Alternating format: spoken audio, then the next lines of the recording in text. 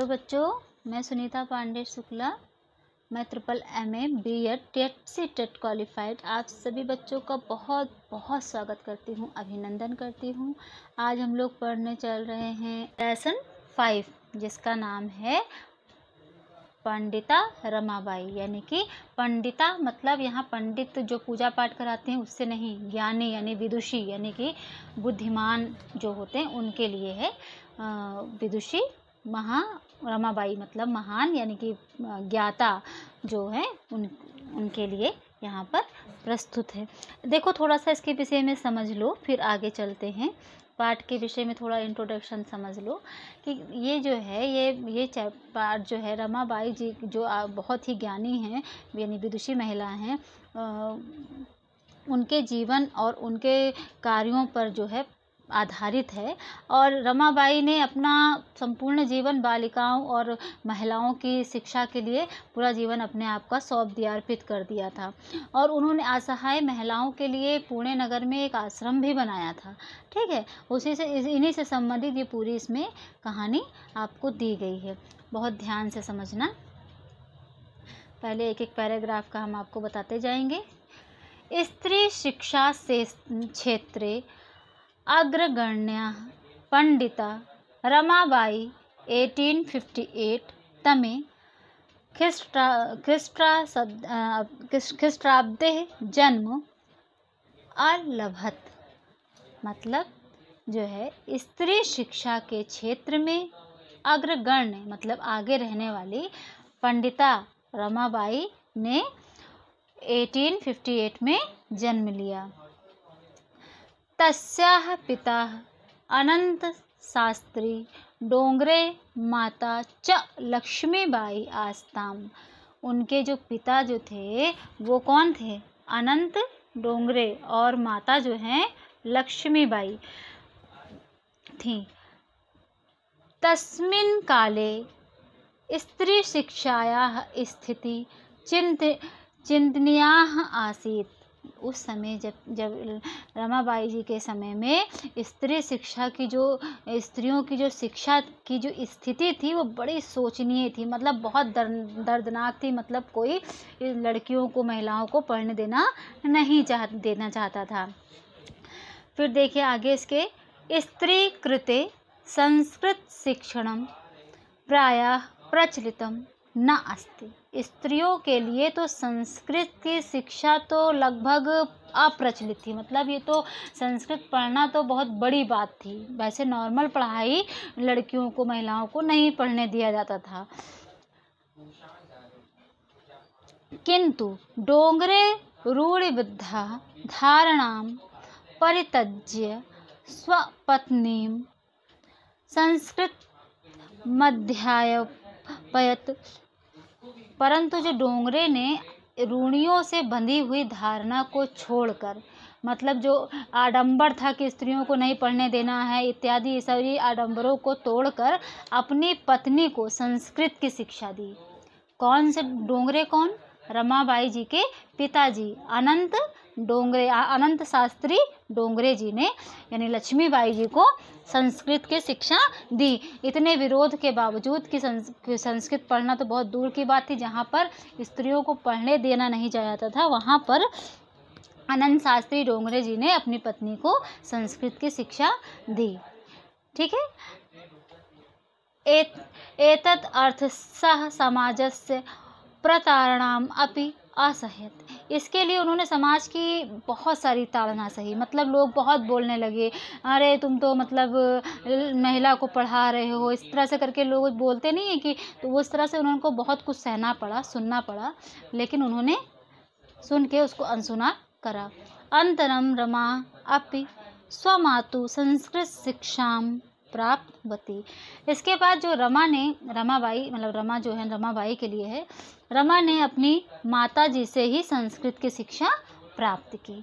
अब ये पैराग्राफ पूरा हो गया है। एक लाइन में चाहे हिंदी समझ लो ध्यान से। स्त्री शिक्षा के क्षेत्र में जो सबसे आगे थी पंडिता यानी विदुषी रमाबाई जी का जो जन्म था वो 1858 में हुआ था। और इनके पिता अनंत शास्त्री डोंगरे और इनकी माता लक्ष्मीबाई थी। उस समय में स्त्रियों की शिक्षा की जो दशा थी वो बहुत ज़्यादा दयनीय थी, बहुत शोचनीय थी। स्त्रियों के लिए संस्कृत तो एक कल्पना से परे था, मतलब संस्कृत के विषय में तो सोचना ही दूर, कोई प्रचलित ही नहीं था। नॉर्मल शिक्षा पढ़ना भी, शिक्षा ग्रहण करना भी बहुत ज़्यादा बड़ी बात थी। परंतु डोंगरे ने इस रूढ़ियों से बंधी हुई धारणा को छोड़कर अपनी पत्नी को संस्कृत की शिक्षा दी। इसके लिए उन्होंने समाज की बहुत सारी ताड़ना को भी सहा, लेकिन उसके बाद भी रमाबाई उसके बाद भी उन्होंने अपनी पत्नी को शिक्षा दी। इसके बाद जो रमा जब हुई तो रमा ने भी अपनी माता से संस्कृत की शिक्षा ग्रहण की। ये आपका पहले पैराग्राफ का हो गया। अब जो है दूसरे पैराग्राफ में देखो ध्यान से। दूसरा पैराग्राफ में है काल क्रमेण, यहाँ से देखो, काल क्रमेण रमायाः पिता विपन्नः संजातः, मतलब समय के बदलने से रमा के पिता का निर्धन हो गए। जब समय भाई बदला तो उनके पास जो है थोड़ी सी समस्याएं आई और वो बहुत गरीब हो गए। तस्याः पितरो ज्येष्ठाः भगिनी च विभुक्ष पंडिताः द्विगताः, उनके माता पिता और बड़ी बहन अकाल से पीड़ित होकर, यानी कि दुर्भिक्ष मतलब होता है अकाल, विपन्ना मतलब होता है निर्धन या गरीबी, दुर्भिक्ष पीड़ित मतलब अकाल से पीड़ित होकर उनकी मृत्यु हो गई। किसकी मृत्यु हो गई? रमाबाई जी के पिता, माता और बड़ी बहन की मृत्यु हो गई। तदंतरम रमा स्वज्येष्ठ भ्राता सह पदाभ्याम समग्रम भारतम अभ्रमत। उसके पश्चात, तदंतर मतलब इसके पश्चात, रमा जो है अपने ज्येष्ठ भ्राता मतलब अपने बड़े भाई के साथ पैदल सारे भारत में घूमती हुई कोलकाता पहुंची। कब? यली लाइन देखो, भ्रमण क्रमे सा कोलकाताम प्राप्ता, कोलकाता में पहुंच गई। वो अपने बड़े भाई के साथ पैदल ही भारत में घूमते हुए, भ्रमण करते हुए कलकत्ता में पहुंच गईं। संस्कृत वैदुष्येण सा तत्र पंडिता सरस्वती च इति उपाध्यभ्याम विदुषा। संस्कृत विद्वता के कारण उन्हें वहाँ पर पंडिता और सरस्वती उपाधियों द्वारा विभूषित किया गया, मतलब उपाधियां दी गई। कौन दिया? विद्वान लोग ने दिया कि उनको रमा, तो इनका नाम था रमाबाई हो गया, और उनका जो पंडिता और या फिर सरस्वती, ऐसी उपाधि वहाँ पर कलकत्ता में इनको प्राप्त हुई। तत्रैव सा ब्रह्म समाजेन प्रभाविता वेद अध्ययनम आकरोत्, और इसके वहीं पर ब्रह्म समाज को प्रभावित होकर जो ब्रह्म समाज था, तो ब्रह्म समाज से जो प्रभावित होकर वहाँ पे उन्होंने वेदों का अध्ययन भी किया। पश्चात सा स्त्रीणां कृते वेदादीनां शास्त्राणां शिक्षायै आंदोलनं प्रारब्धवती। तो यहाँ पर कह रहे हैं कि बाद में उन्होंने जो है बालिकाओं के लिए, यानी स्त्रियों के लिए, बालिकाओं के लिए संस्कृत और वेद शास्त्र आदि की भी शिक्षा के लिए आंदोलन प्रारंभ किया। जब ये कलकत्ता पहुंची तो इनको पंडिता और सरस्वती जी की उपाधि प्राप्त हुई, और वहीं से उन्होंने ब्रह्म समाज से बहुत प्रभावित हुई और वहाँ पर इन्होंने वेद का अध्ययन किया। बाद में उन्होंने कलकत्ता में ही रहकर बालिकाओं और स्त्रियों के लिए जो संस्कृत की शिक्षा थी, वेद शास्त्र की शिक्षा थी, उसके लिए उन्होंने आंदोलन किया कि मतलब महिलाओं को संस्कृत की शिक्षा दी जाए, वो उसके योग्य हैं। ठीक है, अब देखिए इसी के आगे पर है, यहाँ पर है सन 1880 तमे ख्रीष्टाब्दे सह विपिन बिहारी दासेन सह बांकीपुर न्यायालये विवाहम् अकरोत्। साधके वर्षात् अनन्तरं तस्याः पतिः दिवङ्गतः। सन 1880 में मतलब 1880 में जो है उन्होंने विपिन बिहारी दास के साथ न्यायालय में उन्होंने विवाह किया। विपिन बिहारी दास के साथ रमाबाई जी ने विवाह किया। 1.5 वर्ष के बाद उनके पति की मृत्यु हो गई, जो दिवंगत हो गए। कौन? विपिन बिहारी, जिससे उनका विवाह हुआ था विपिन बिहारी दास जी का, उनका निधन हो गया 1.5 साल के बाद ही। और जो है उसके बाद तदंतर देखिए, अब यहाँ पर नेक्स्ट पैराग्राफ में आ जाइए। तदंतरम सह पुत्र्याः मनोरमाः सह जन्मभूमि महाराष्ट्रम प्रत्यगच्छत्। उसके पश्चात वे अपनी पुत्री जो है, इनके रमाबाई की जो पुत्री हुई एक, जो मनोरमा नाम के, तो उनके साथ वो महाराष्ट्र लौट आई और नारीणां सम्मानाय शिक्षाय च स्वकीयं जीवनम अर्पितवती। स्त्रियों के सम्मान के लिए जो है, नारी के सम्मान के लिए, उनके शिक्षा के लिए वह जो है उन्होंने अपना जीवन अर्पित कर दिया। अर्पितवती, अर्पित कर दिया। क्या अर्पित कर दिया? स्वकीयम जीवनम, अपना जीवन अर्पित कर दिया। हंटर शिक्षा आयोग, यहाँ देखो, यहाँ पे हंटर शिक्षा आयोग समक्षम रमाबाई नारी शिक्षा विषये स्वमतं प्रस्तुतवती। सा उच्च शिक्षार्थ इंग्लैंड देशं गतवती। तत्र ईसाई धर्मस्य स्त्री विषयके उत्तम विचारे प्रभाविता जाता। देखिए ध्यान से, जब इन्होंने हंटर शिक्षा आयोग, एक आयोग का नाम है, मतलब हंटर मनोवैज्ञानिक थे जिन्होंने शिक्षा के लिए बहुत बड़ा योगदान दिया। तो हंटर शिक्षा उन्हीं के नाम पर हंटर शिक्षा नाम भी पड़ा। तो हंटर शिक्षा आयोग के सामने जो रमाबाई ने महिलाओं की जो शिक्षा के विषय में अपना मत प्रस्तुत किया, अपनी मतलब बातों को प्रस्तुत किया, और वे उच्च शिक्षा के लिए इंग्लैंड गईं। तो वहाँ पर स्त्रियों के विषय में ईसाई धर्म के उत्तम विचारों से वो बहुत ज़्यादा प्रभावित हुई। कौन प्रभावित हुआ? रमाबाई जी बहुत प्रभावित हुई। किससे? ईसाई धर्म से, जो उच्च शिक्षा को लेकर उन्होंने बताया, तो उससे।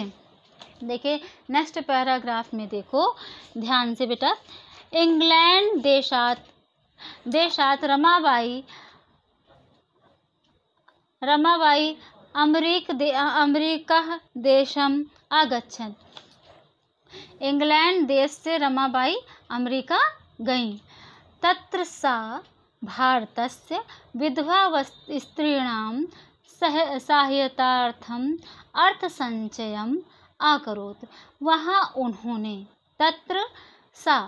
तत्र मतलब वहाँ, तत्र मतलब वहाँ, सा मतलब वह, यानी उन्होंने या फिर वे, उन्होंने भारत की विधवा महिलाओं की सहायता के लिए धन भी इकट्ठा किया। उन्होंने धन को इकट्ठा किया किसके लिए? विधवा महिलाओं के सहयोग के लिए। भारतम प्रत्यागत्य मुंबई नगरे स शारदा सदनम अस्थापयत्। और वो जो है भारत लौटकर मुंबई नगर में उन्होंने शारदा सदन स्थापित किया। शारदा सदन एक आश्रम है, मतलब एक स्थान का नाम है, जैसे एक प्लेस का नाम, जैसे कुछ भी हम घर के अपना नाम लिख देते हैं, तो उसी तरह से शारदा सदन एक नाम से उन्होंने स्थापना की। एक जगह में जो बनाया उसकी स्थापना की। किसने? रमाबाई जी ने। तत्र स्थापना की। यस्मिन् आश्रमे निस्सहायाः स्त्रियः निवसन्ति स्म। और जो शारदा सदन रूपी जो नाम का जो आश्रम था, इस आश्रम में बेसहारा स्त्रियां रहती थीं। तत्र स्त्रियः मुद्रण टंकणं काष्ठकलादीनां प्रशिक्षणम अपि लभ्यन्ते स्म। जो यहाँ पर जो महिलाएं रहती थी, जो मतलब बेसहारा महिलाएं थी, वो महिलाएं यहाँ पर छपाई करती थीं, टाइप करती थीं, लकड़ी की कलाकारी करती थी। इस तरह से इन सभी की प्रशिक्षण करती थी। मतलब ये सब यहाँ पर सिखाया जाता था महिलाओं को कि वो लोग सेल्फ डिपेंड हो सकें। परम इदम सदनम पुणे नगरे स्थानांतरितम जातम। परंतु इस सदन को यानी इस आश्रम को वो पुणे नगर में स्थान परिवर्तन हो गया। पहले इन्होंने मुंबई में खोला, फिर उसके बाद कुछ समय बाद इसको पुणे नगर में स्थानांतरित कर दिया। पुणे नगर में इसको ले गई और ट्रांसफ़र करके वहाँ खोल दिए। ततः पुणे नगर समीपे केडगांवं नामानि स्थाने मुक्ति मिशन नाम संस्थानाम तया स्थापितम।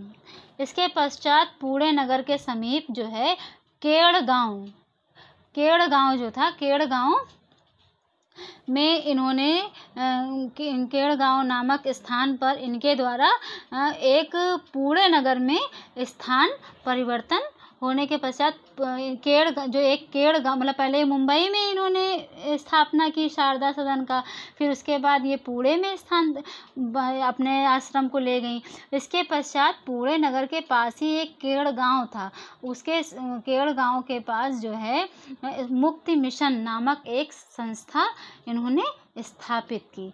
मतलब एक संस्था और बनाई जिसका नाम क्या रखा, मुक्ति मिशन। पहले वाले का क्या था, शारदा सदन आश्रम बनाया और मुक्ति मिशन एक संस्था रखी जिसकी स्थापना इन्होंने की। अत्र अधुना अपि निआश्रिताः स्त्रियः सम्मानं जीवनं यापयन्ति। यहाँ अब भी बेसहारा स्त्रियां का सम्मान किया जाता है।